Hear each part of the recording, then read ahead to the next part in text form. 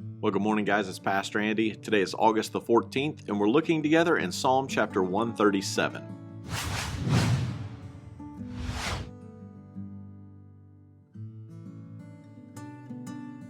Psalm 137 is all about memory. So, let me ask you, how's your memory? Do you forget things? Do you walk into a room and look around and forget why you went in there? I've done that. I did it today.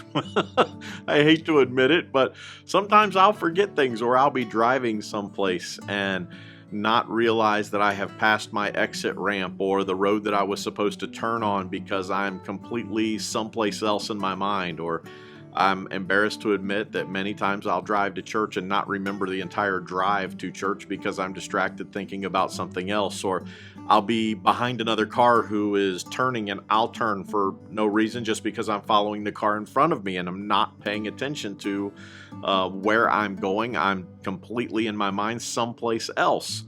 Doesn't mean I'm not being safe. I'm being safe, but I'll just get distracted and just go with the flow and not be thinking about where I'm supposed to be going. But that's not the kind of memory I'm talking about this morning. Thank the Lord. In this chapter, we see remember and forget, and we see it multiple times. This chapter was written after the Babylonian captivity, and the Babylonians were brutal to the Israelites. And the psalmist, who was a part of that captivity, has now been released with the rest of the nation, and they're looking back, remembering some of the things that had happened to them. So let's look at Psalm 137 together. Beside the river of Babylon, we sat and wept, and we thought of Jerusalem. Sitting is the natural position for repentance and weeping and remembering. So they were sitting there and they were weeping, and we put away our harps, hanging them on the branches of poplar trees. They just didn't have a song. They didn't have it in them to sing. For our captors demanded a song of us. Our tormentors insisted on a joyful hymn. Sing us one of the songs of Jerusalem. While that might not sound like a big deal, it was completely mocking the Israelites. The songs of Jerusalem and the songs of Israel were about how God would protect Jerusalem and how Jerusalem was the greatest city on earth and how wonderful it is. And the Babylonians had just destroyed it. So this was a slap in the face to these people. Hey, sing us one of your songs about how great you are again, because, you're in captivity.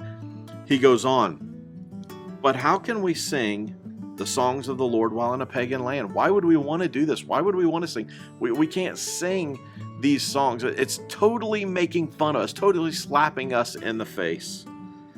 Verse 5, if I forget you, O Jerusalem, let my right hand forget how to play the harp. I'll never forget you. If I could forget that, I need to forget everything else, how to eat, how to play music, all these things.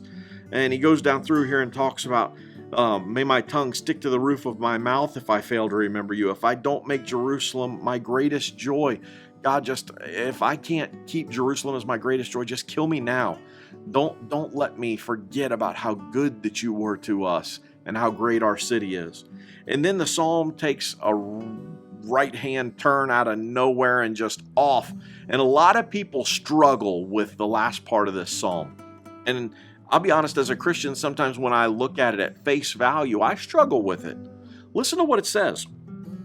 O Lord, remember what the Edomites did on the day of the armies of Babylon captured Israel. The Edomites were the descendants of Esau. That's who these people were. Destroy it, they yelled. Level it to the ground. O Babylon, you will be destroyed. Happy is the one who pays you back for what you have done to us.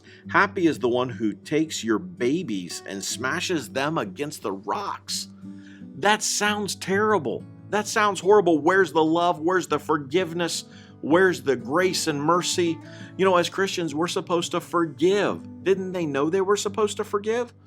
Well, yes, we are supposed to forgive. But if our whole legal system was based on forgiveness and judges just forgave every person who broke a law, there would be no consequences. There would be no reason for people to obey the law or to do what's right. So while we as individuals should forgive, there is a thing for justice. There is a thing for righteousness. And what they are asking God to do is to repay in kind for what they have done to us. And that's pretty serious because, again, The Babylonians were brutal to the Israelites. They killed their babies. They raped their women. They killed the older folks. They were terrible. Who wouldn't be upset? Who wouldn't be calling out for justice? It happens today. When one person is killed, or when several are killed, we cry out for justice. And rightfully so, we should be crying out. There should be justice. When someone's life is taken needlessly, when someone's life is taken maliciously and wrongly, there should be justice. And it should be in like turn as what the Israelites are saying here. God, repay them for what they have done for us. Exactly what they've done to us, do to them. That is justice. And there has to be justice in order for there to be forgiveness. Because if it's all forgiveness, again, there can never be justice. And God is a God of justice. And so for these people to be praying this and singing this psalm, this song, God, would you smash their babies and kill them, is not that they were singing hatred and spouting hate speech and genocide and all of this towards these Babylonians. All they're simply doing is saying, God, would you pay them back in like turn for what they have done for us? The same cry that we make today. When someone offends us, when someone is killed unjustly, we cry out for justice. There has to be justice for a society to survive. There must be law and there must be order and there must be justice. And that's what they're begging God to do here. And the reason that I'm talking about all this with remembering and forgetting, they had to remember what they've been through. They didn't want to forget the songs of Israel. God, remind us how good it was to be back home. And God, would you please bring justice for the wrongs that we've experienced? I hope you get in this chapter, read it for yourself, see what God has for you today. And until tomorrow, God bless you and have a great day.